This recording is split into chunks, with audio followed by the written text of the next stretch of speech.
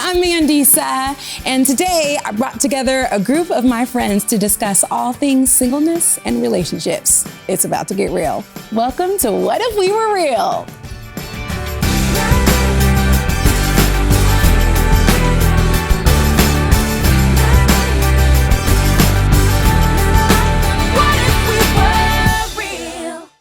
So let me start with this, and you guys just jump in, whoever wants to answer this, feel free. I'll be honest, I had a hard time coming up with 6 good, godly men, and specifically 6 single men. Later on today, I'm filming a panel that's got 6 single women, and I actually had to narrow down the amount of women that I could have asked. But I had a hard time coming up with 6 single men. Do you think that that has more to do with just who I surround myself with? Or do you think, like my single friends, believe that there's just not a lot of good, godly single men out there? That's deep. That is deep. So I gotta ask a question though. Like, I hear that often. There's not a lot of good single men. I always ask the question, well, what's your definition of good? Yeah, it's a great question. Because I mean, I think there are a lot of single men, and all of us are flawed men. Yes. And so if you're saying good, and if you're saying that you're meeting men, but they're not good, I have to question what is your definition of good. Because on my side, I could say I'm not meeting good ladies who are single, but it goes back to what he said, because one thing my therapist teaches, she tells me all the time, she says, hey, if you go looking for trouble, if you go looking for something, you will find that. So if I've learned to take away the word good, and I'm just looking for a woman, and whatever, if that's God, then I'm going to find a good woman. But I think my definition of good is different from his definition of what's best for me. So what is your definition of a good woman? I don't have a definition of a good woman. I just want a godly woman. Okay. What's your definition of a godly woman? Well, man, really, Mandisa? Yeah. I mean, I think everyone's on different stages. I just want a woman who's seeking after God first. She loves him more than anything else. But then also at the same time, I want her to be spiritual, but then also practical. I don't want to feel like if I want to go out on a date and sit down at a restaurant and have a good time conversation that has nothing to do with God, then I'm wrong. So I think there's a well-balanced space to it. But I mean, for me, I'm just looking for just a woman, just a woman who loves God. Well, there's lots of women who love God. So well, that's in your world. So that's what I'm saying. Yeah. Do you need me to introduce you to some folks? I mean, well, I can introduce you to some folks. Please do. That's what you're saying. Married people, what are you doing for your single friends like me? Like, would you set somebody up on a blind date? Like, what's up? Like, y'all help us out. So I do have a lot of single friends. Yeah. And I do try to set them up. You do? I definitely You ain't never tried to set me up? Because I pass it through Ron, and Ron is like, nah. You know what I'm saying? So I have a couple of people, I go through. Ladies, because of my single friends, when I'm trying to hook them up, I give this guy is this, whatever I know. Show them the picture. I try to get the best in the pack. Yeah. Let's scroll Instagram. Y'all tell us check your Instagram. We're looking on the gram.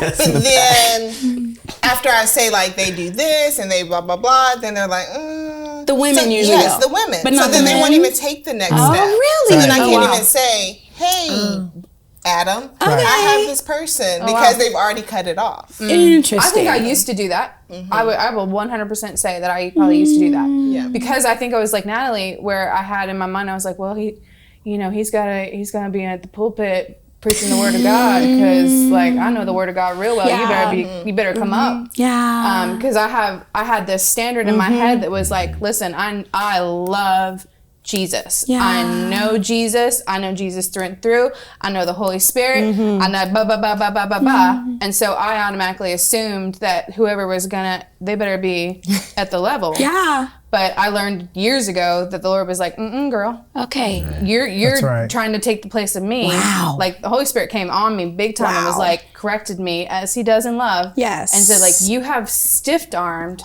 an entire group of men that I brought to you because you did not think that they were at your level. What's this level? What's this level that you've deemed yourself worthy of all of a sudden? How do you feel about being set up by your friends who know you and love you? Oh, I'm totally fine. Are you? with that. Yeah. Okay. The ones Okay. that know me and love And me. what's your number? All right, Katie. Keep it for all my friends. I don't mind being set up. I do think that, and I'd like to hear John's opinion on this. I think that for some reason, there is a lot more men who get set up with women than women who get set up with men in the church. You think so? I do. And that might just be my perspective, which is why I'd love his opinion. I would too. But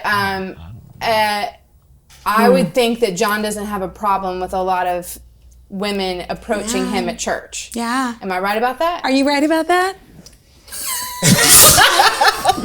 Come on, John.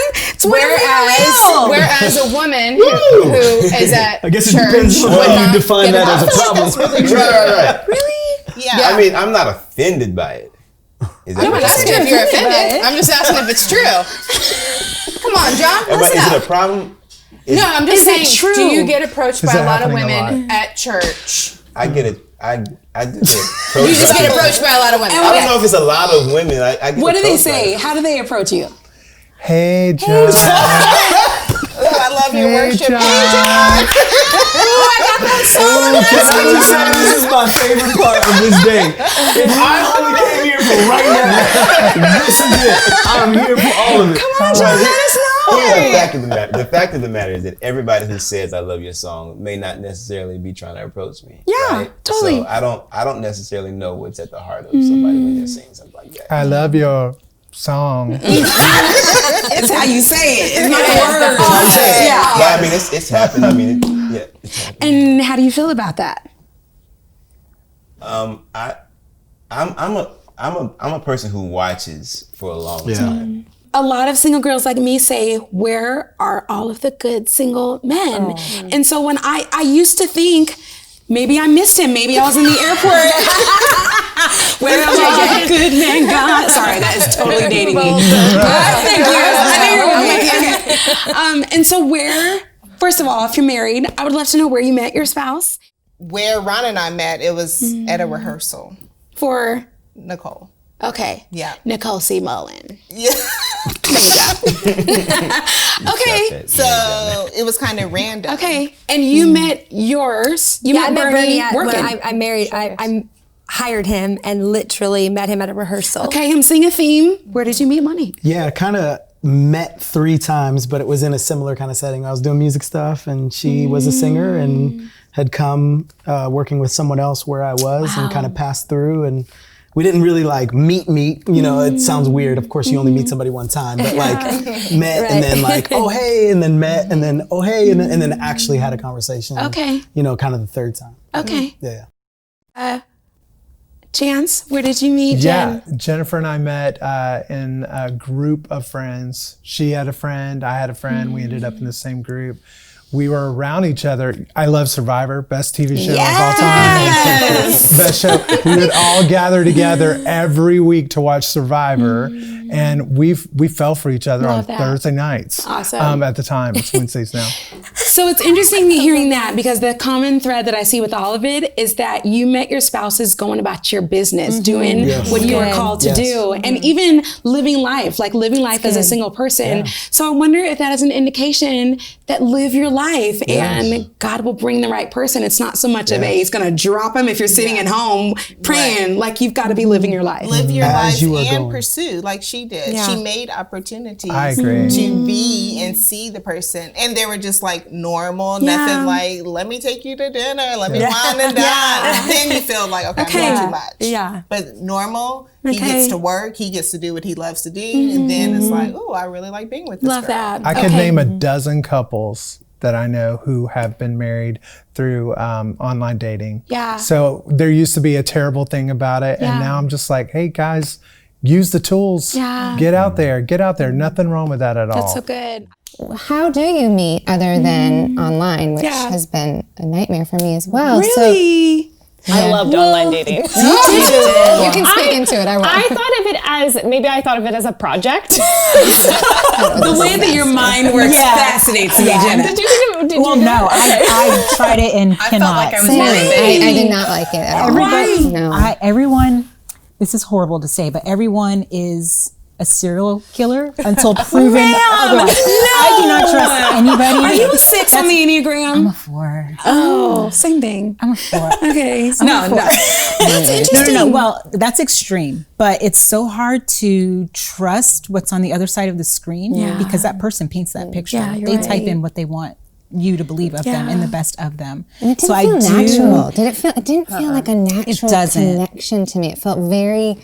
I tried twice, 2 different ones. And some personalities work that way. Like it probably was great for you. Well, I will say it got exhausting after a while. So I'm not saying that it was all fun, but I believe that for me, who hadn't dated a lot, it was really just an experiment almost. And I actually met a lot of really great men on there, but I was very, very specific in who I actually went on a date with and who I went out with. Like they had to have certain criteria of things on their. My fiance probably and I would have never met on it. Interesting. He's like, I would have never put that on my profile. And I was like, well, I'm glad we met otherwise. And so you met your fiance because somebody hooked you up with him, Basically, essentially. yeah. I just got to a point where I was just like burnt out from it. And I laid it down at the Lord's feet and I was like, you have to take this. And it was in that release that I truly had that surrender.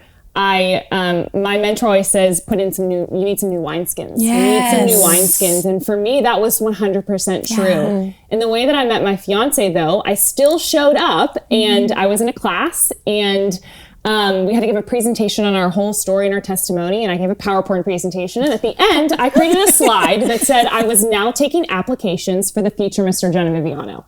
And there was a guy in the class that was like, my friend Brent, he's from Pittsburgh, she's from Pittsburgh, we should set them up. And that's how I met him, truly. So I think it was amazing. I showed up, I was just like, this is what I'm looking for. And I had like pictures of men that I was interested in. I had like Tim Tebow, like Bobby Brown, and like Brent, like all these men that looked like Brent, which is so funny. And that's how I met him. So I feel like God was almost like waiting for me to do that, but also surrender too. So it's like a mixture of the two. Yeah. For me personally. Yeah.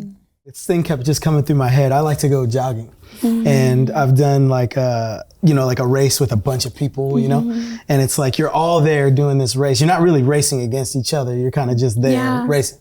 But one of the things that's interesting about it is you find yourself eventually running with people who are running at the same pace, right? Like you kind of just like running and you're just going and, you just find yourself eventually settling into this thing.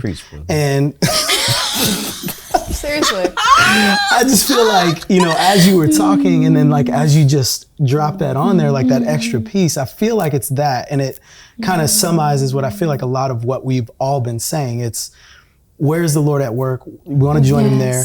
But like the determination is like inside one of those races, like I might be running alongside somebody and then they may quit or they may run ahead or whatever. But I'm still running. Like I'm not going to stop running. So you've made the determination that you're running. And so what I would say is like, there's the one way of looking at it to say, like you just said, he may run, like run away. That's one way of looking at the running.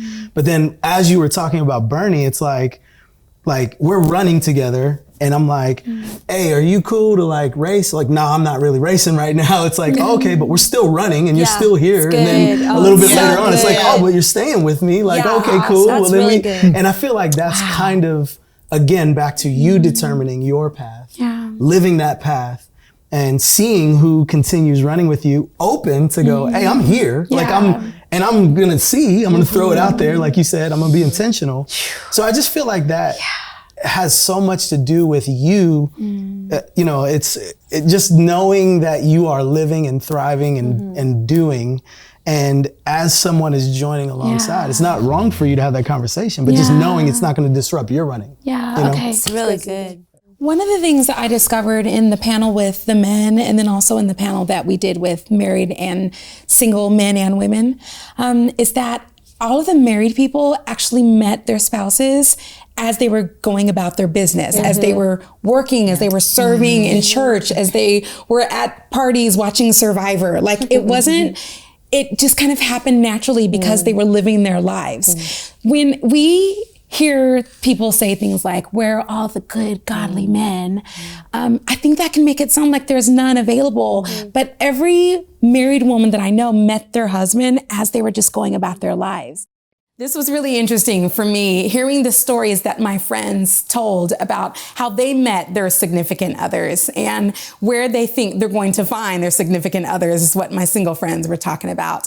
So here's the thing. Whether or not you go the online dating route, whether or not you meet your future spouse in church or in an airport, which is probably where I'm going to meet mine, I think it depends less on where you were looking and more on who you're becoming. I was thinking about in Genesis 24, this is the story of when Abraham sent his servant to find a wife for his son Isaac. And the servant prayed very specific things of how he would know that this is the woman that God has for Isaac. And he says this, see, I'm standing here beside the spring and the young women of the town are coming out to draw water. This is my request. I will ask one of them, please give me a drink from your jug. If she says, yes, have a drink, and I will water your camels too, let her be the one that you have selected as Isaac's wife. This is how I will know that you have shown unfailing love to my master.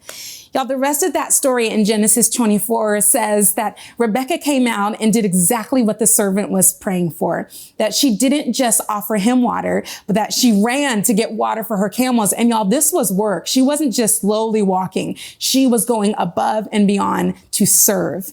This is how I believe that I will meet my future husband, not searching everywhere for the man, but searching to become the woman that God has called me to be. I personally am letting 1 Corinthians 13 be my guide, not in finding Mr. Right, but in becoming Mrs. Right. I think about love, and love is patient.